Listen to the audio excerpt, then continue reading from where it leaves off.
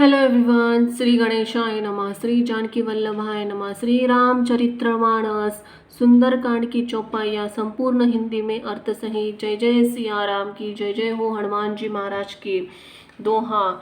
हे माता सुनो, वानरों में बहुत बल बुद्धि नहीं होती, परंतु प्रभु के प्रताप से बहुत छोटा सा सर्प भी गरुड़ को खा सकता है। अत्यंत निर्बल भी महान बलवान को भी मार सकता है। चौपाई। भक्ति, प्रताप और तेज और बल से सनी हुई हनुमान जी की वाणी सुनकर सीता जी के मन में संतोष हुआ। उन्होंने श्री रामचंद्र जी के प्रिय जानकर हनुमान जी को आशीर्वाद दिया। हे तात, तुम बल और शील के निधान हो। हे पुत्र, तुम अजर, बुढ़ापे से रहित, अमर और गुणों के खजाने हो। श्री रघुनाथ जी तुम पर बहुत कृपा करे, प्रभु की कृपा करे। ऐसे कानों से सुनते ही हनुमान जी पूर्ण प्रेम में मग्न हो गए।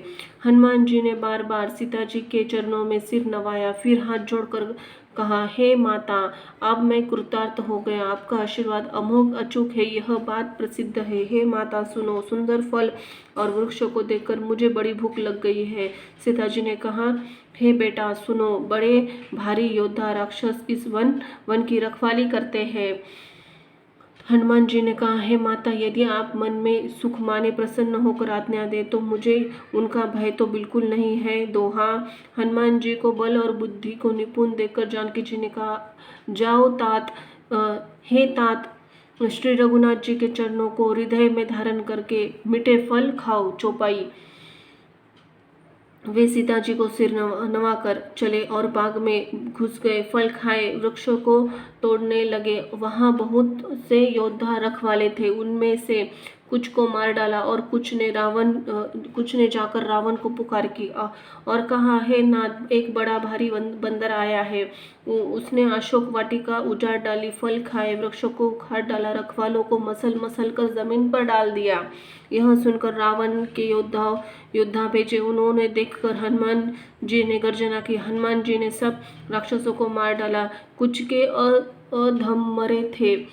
अधम मरे थे, चिल्लाते हुए गए। फिर रावण ने अक्षय कुमार को भेजा। वह असंख्य श्रेष्ठ योद्धाओं को साथ लेकर चला। उसे आते देखकर हनुमान जी ने वृक्ष के में हाथों में लेकर ललकार कर उसे मारकर महाध्वनि बड़े जोर से गर्जना की। दोहा। उन्होंने सेना में से कुछ को मार डाला और कुछ को मसल दिया, कुछ को पकड़ पकड़ कर धूलि में मिला दिया। कुछ ने फिर जाकर पुकार की, हे प्रभु, बंदर बहुत ही बलवान है। चौपाइया। पुत्रों का वध सुनकर रावण क्रोधित हो उठा और उसने अपने ज्येष्ठ पुत्र बलवान मेघनाथ को भेजा। उसने कहा, हे पुत्र, मारना नहीं, उसे बांध लाना। उस बंदर को देखा जाए कि कहाँ का है। इंद्र को जीतने वाला अतुलनीय योद्धा मेघनाथ चला। भाई का मारा जाना सुन उसे भी क्रोध आया। हनुमान जी ने देखा तो अब की भयानक योद्धा आया है। तब वे कट कटाक कर गरजे और दौड़े। उन्होंने एक बहुत बड़ा वृक्ष उखाड़ लिया और उसके प्रहार करने से लंकेश्वर रावण के पुत्र मेघनाथ को बिना रथ का कर दिया। रथ को तोड़कर उसे नीचे पटक दिया। उसने उसके साथ जो बड़े बड़े योद्धा थे उनको पकड़ पकड़ कर हनुमान जी अपने शरीर से मसलने लगे। उन सबको मारकर फिर मेघनाथ से लड़ने लगे। लड़ते हुए ऐसे मालूम होते थे मानो दो गर्जरा श्रेष्ठ हाथी भिड़ गए हो। हनुमान जी ने उसे एक घुसा मारकर वृक्ष पर जा चढ़े। उसको क्षण भर में ही मूर्छा आ गई। फिर उठकर उसने बहुत माया रची।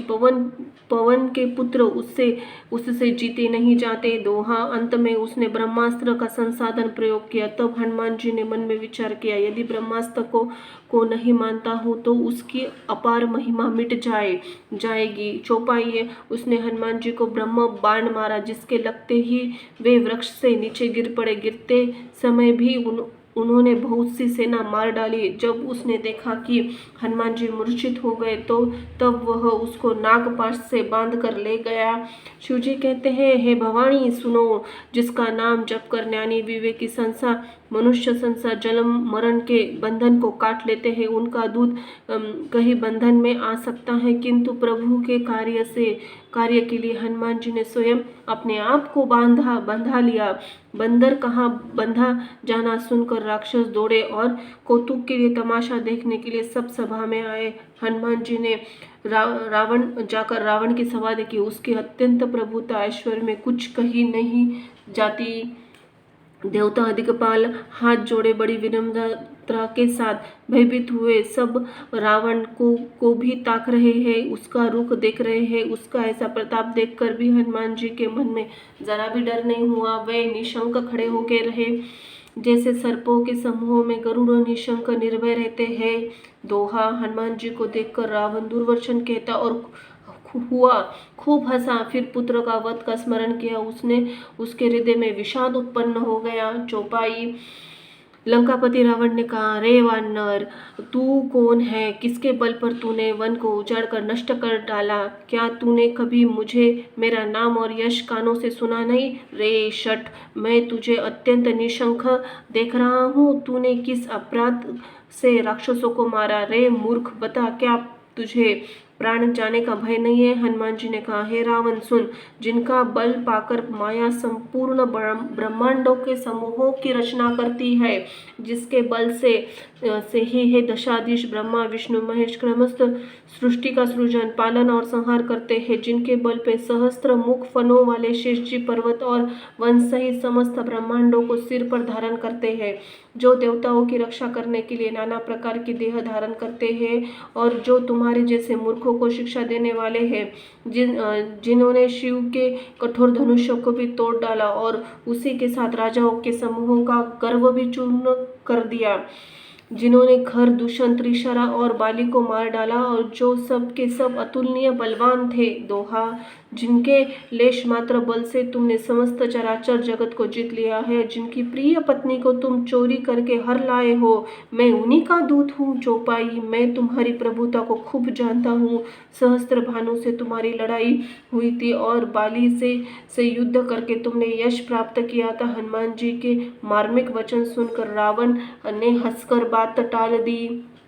हे राक्षसों, स्वामी, मुझे भूख लगी थी, इसलिए मैंने फल खाए और वानर का स्वभाव के कारण वृक्ष तोड़े। हे निशाचरों, मालिक देह सबको परम प्रिय है। कुमार्ग पर चलने वाले दुष्ट राक्षस जब तुझे मारने लगे, तब जिन्होंने मुझे मारा, उनको भी मैंने भी मारा। उस पर तुम्हारे पुत्र ने मुझको बांध लिया, किंतु मुझे अपने बांधे जाने पे कुछ भी लज्जा नहीं है। मैं तो अपने प्रभु का कार्य करना चाहता हूँ। हे रावण, मैं हाथ जोड़कर तुमसे विनती करता हूँ, तुम अभिमान छोड़कर मेरी सीख सुनो। तुम अपने पवित्र कुल का विचार करके देखो और भ्रम छोड़कर भक्त की भयहारी भगवान को भजो।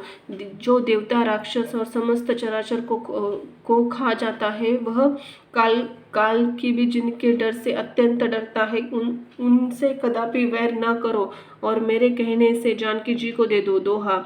खर के शत्रु श्री रघुनाथ जी शरणागतों के रक्षक और दया के समुद्र है। शरण जाने पर प्रभु तुम्हारा अपराध भुलाकर तुम्हें अपने शरण में रख लेंगे। चौपाई।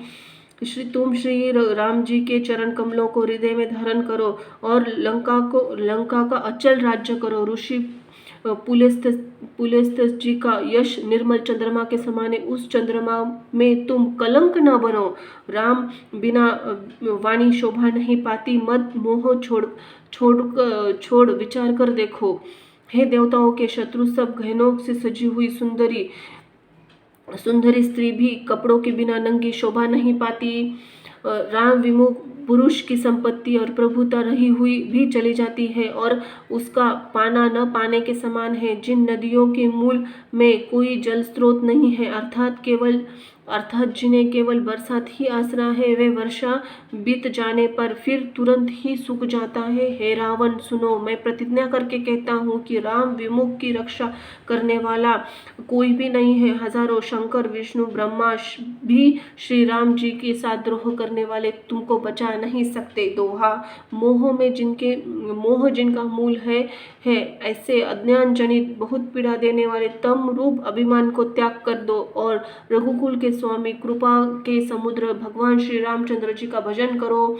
चौपाई। यद्यपि हनुमान जी के ने भक्ति, ज्ञान, वैराग्य और नीति से सनी हुई बहुत ही हित की वाणी कही, तो भी वह महान अभिमानी रावण बहुत हंसकर व्यंग्य करके बोला, हमें यह बंदर बड़ा ज्ञानी गुरु मिला। रे दुष्ट, तेरी मृत्यु निकट आ गई है, अधम मुझे शिक्षा देने वाला है। हनुमान जी ने कहा, उससे उल्टा ही होगा, अर्थात मृत्यु तेरी निकट आई है, मेरी नहीं। यह तेरा मति ब्रह्म है, बुद्धि फेर है, मैंने प्रत्यक्ष जान लिया है। हनुमान जी के वचन सुनकर वह बहुत ही कुपित हो गया और बोला, अरे इस मूर्ख का प्राण शीघ्र ही क्यों नहीं हर लेते। सुनते ही राक्षस उन्हें मारने दौड़े। उसी समय मंत्रियों को साथ विभीषण वहां आ पहुंचे। उसने सिर नवाकर बहुत विनय करके रावण से कहा, दूतों को मारना नहीं चाहिए, यही नीति के विरुद्ध है गोसाई, कोई दूसरा दंड दिया जाए। सबने कहा, भाई यह उत्तम सलाह उत्तम है। यह सुनते ही रावण हंसकर बोला, अच्छा, बंदर को अंग भंग करके भेजा, लौटा दिया जाए। दोहा, मैंने सबको समझा कर कहता हूँ कि बंदर की ममता में पूंछ पर होती है, अंत में तेल में कपड़ा डुबोकर उसकी पूंछ में बांधकर फिर आग लगा दो।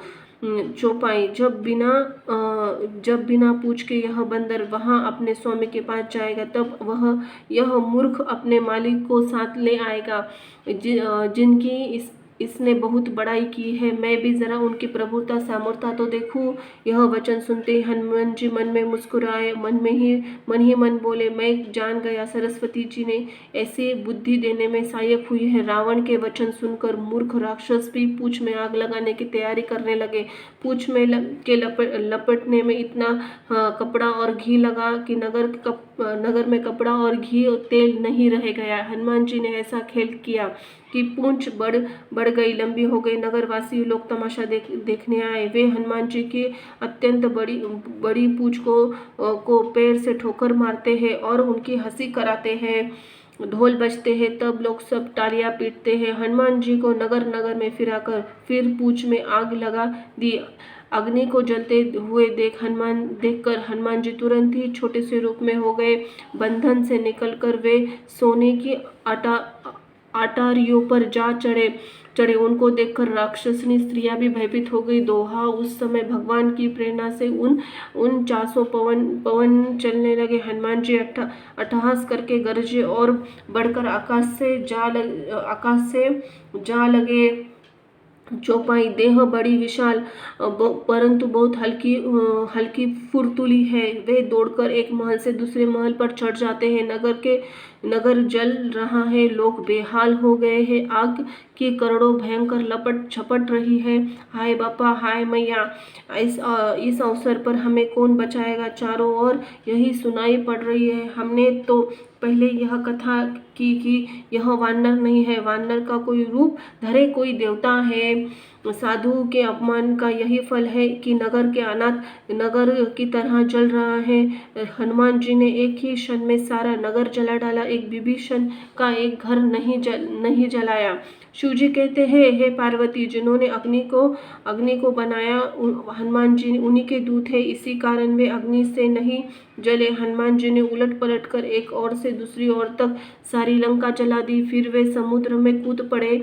दोहा, पूछ बुझाकर थकावट दूर करके फिर छोटा सा रूप धारण करके हनुमान जी श्री जानकी जी के सामने हाथ जोड़कर जाकर खड़े हुए। हनुमान जी ने कहा, हे माता, मुझे कोई चिन्ह पहचान दीजिए जैसे श्री रघुनाथ जी ने मुझे दिया था। तब सीता जी ने चूड़ामणि उतारकर हनुमान जी को उसको हर्षपूर्वक ले लिया। जानकी जी ने कहा, हे तात, मेरा प्रणाम निवेदन करना और इस प्रकार कहना कि हे प्रभु, यद्यपि आप सब प्रकार से पूर्ण काम है, आपको किसी प्रकार की कामना नहीं है, तथापि दीनों दुखियों पर दया करना आपका विरध है और मैं अत्यंत दीन हूँ। उस विरध को याद करके हे नाथ, मेरे भारी संकट को दूर कीजिए।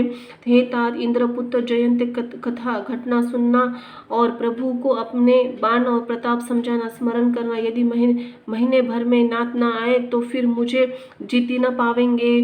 हे हनुमान, कहो मैं किस प्रकार प्राण रखूं। हे तात, तुम भी अब जाने को कह रहे हो। तुमको देखकर छाती ठंडी हो गई। फिर मुझे वही दिन और वही रात। दोहा। हनुमान जी ने जानकी जी को समझाकर बहुत प्रकार से धीरज दिया। उनके चरण कमलों में सिर नवाकर श्री रामचंद्र जी के पास गमन किया। चौपाई। चलते समय उन्होंने महाध्वनि से भारी गर्जना किया, जिसे सुनकर राक्षसों की स्त्रियों के गर्भ गिरने लगे। समुद्र लांघकर इस पार आ गए। उन्होंने वानरों को किलकिला शब्द हर्ष ध्वनि सुनाया। हनुमान जी को देखकर सब हर्षित हो गए और तब वानरों ने अपना नया जन्म समझा। हनुमान जी का मुख प्रसन्न है, शरीर में तेज विराजमान है, जिससे समझ लिया कि ये श्री रामचंद्र जी का कार्य करके आए हैं। तब सब हनुमान जी से मिले, बहुत सुखी हुए, जैसे तड़पती हुई मछली को जल मिल गया हो। सब हर्षित होकर नए नए इतिहास से वृत्तांत पूछते कहते हैं। श्री रघुनाथ जी के पास चले। तब सब लोग मधुवन के भीतर आए और अंगद की सम्मति से सबने मधुर फल खाए। जब रखवाले बरसने लगे तब घूसों की मारते हुए सब रखवाले भाग छूटे। दोहा। उन सबने जाकर पुकारा कि युवराज अंगद वन उजड़ रहा है। सब यह सुनकर सुग्रीव हर्षित हुए कि वानर प्रभु कार्य करके आए हैं। चौपाई। यदि सीता जी की खबर न पाई होती तो क्या वह मधुवन में फल खा सकते थे। इस प्रकार राजा सुग्रीव मन में विचार कर ही रहे थे कि समाज सहित वानर आ गए। सबने आकर सुग्रीव के चरणों में सिर नवाया। कपिराज सुग्रीव ने बड़े प्रेम के साथ मिले। उन्होंने कुशल पूछी। वानरों ने उत्तर दिया, आपके चरणों में दर्शन से सब कुशल है। श्री राम जी की कृपा से विशेष कार्य हुआ, कार्य में विशेष सफलता प्राप्त हुई है। हे नाथ, आप हनुमान जी ने सब कार्य किया और सब वानरों को प्राण बचा लिए। यह सुनकर सुग्रीव ने हनुमान जी से फिर मिले। सब वानरों सहित श्री रघुनाथ जी के पास चले। श्री राम जी के जब वानरों ने कार्य किया हुआ आते देखा, तब उनके मन में विशेष हर्ष हुआ। दोनों भाई स्फटिक शिला पर बैठे थे। सब वानर जाकर उन्होंने चरणों में गिर पड़े। दोहा। दया की राशि। श्री रघुनाथ जी सबसे प्रेम सहित गले मिले और कुशल पूछी। वानरों ने कहा, हे नाथ, आपके चरण कमलों के दर्शन पाने से अब सब कुशल है। चौपाई।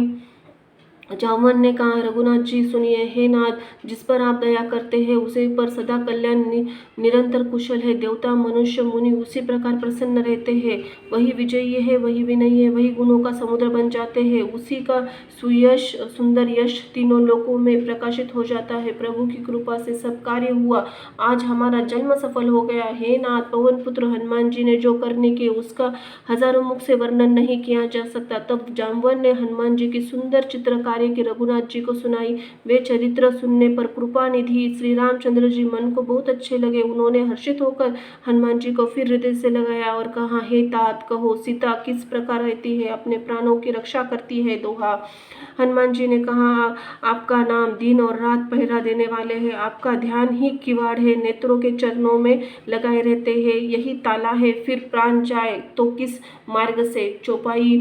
चलते चलते उन्होंने मुझे चूड़ामणि उतार कर दी। श्री रघुनाथ जी के हृदय से लगा लिया। हनुमान जी ने फिर कहा, हे नाथ, दोनों नेत्रों में जल भरकर जानकी जी ने मुझे कुछ वचन कहे। छोटे भाई समेत प्रभु के चरण पकड़ना और कहना, आप दीनबंधु हैं, शरणागतों के दुखों को हरने वाले, मन वचन कर्म से आपके चरणों के अनुरागिणी हूँ। फिर स्वामी, आप मुझे किस अपराध से त्याग दिया। एक दोष मैंने अपना अवश्य मानती हूँ कि मैं आपका वियोग करते ही मेरे प्राण नहीं चले गए, किंतु हे नाथ, यह नेत्रों का अपराध है जो प्राणों से निकलने में हठपूर्वक बाधा देते हैं। विरह अग्नि है, शरीर रुई है, श्वास पवन है। इस प्रकार अग्नि और पवन का संयोग होने से ही शरीर क्षण मात्र में ही जल सकता है, परंतु नेत्र अपने हित के प्रभु के लिए स्वरूप देखकर सुखी होने के लिए जल से आंसू बरसाते हैं, जिससे विरह के आग से भी देह जलने नहीं पाती। सीता जी की यह विपत्ति देखकर दीन दयालु वह बिना कही अच्छी कहने से आपको बड़ा ही क्लेश होगा। जय हो सिया राम की, जय हो हनुमान जी महाराज की, जय हो लक्ष्मण महाराज की। धन्यवाद।